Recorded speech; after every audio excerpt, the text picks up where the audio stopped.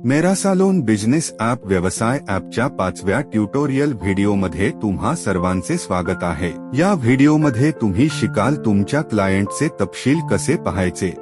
यासाठी तुम्हाला client सेक्शनवर click करावे लागेल। आम्ही येथे क्लिक करताच ही स्क्रीन आपल्या समोर येईल। येथे आपण ग्राहकाचे नाव, मोबाईल नंबर आणि त्याच्याकडे काही शिल्लक असल्यास त्याची संपूर्ण यादी पाहत आहोत। आपण येथे नाव किंवा मोबाईल नंबर टाकून देखील शोधू शकतो। क्लायंटच्या नावावर क्लिक करताच येथे आमच्याकडे आणखी 3 पर्याय आहेत, शिडी, पावती किंवा तपशील। जर आपण लेझरवर क्लिक केले तर आपल्याला मिळेल तो क्लायंट आयएफथेकडे केव्हा आणि किती वेळा आला ते येथे दाखवले आहे। आम्हाला हवे असल्यास आम्ही येथून बिलिंग तपशील देखील पाहू शकतो। त्या बिलावर क्लिक करून तो कधी आला, तुम्ही कोणत्या सेवांचा लाभ घेतला, त्याला कोणते कर्मचारी उपस्थित होते, किती बिल आले, किती दिले आणि सर्व काही कसे दिले। आम्ही यादीत परत येतो।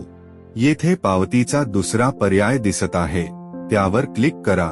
जर क्लायंटकडे काही थकबाकी असेल आणि तो आम्हाला फक्त पैसे देत असेल आणि कोणतीही सेवा घेता निघून गेला असेल तर तुम्हाला पैसे मिळू शकतात।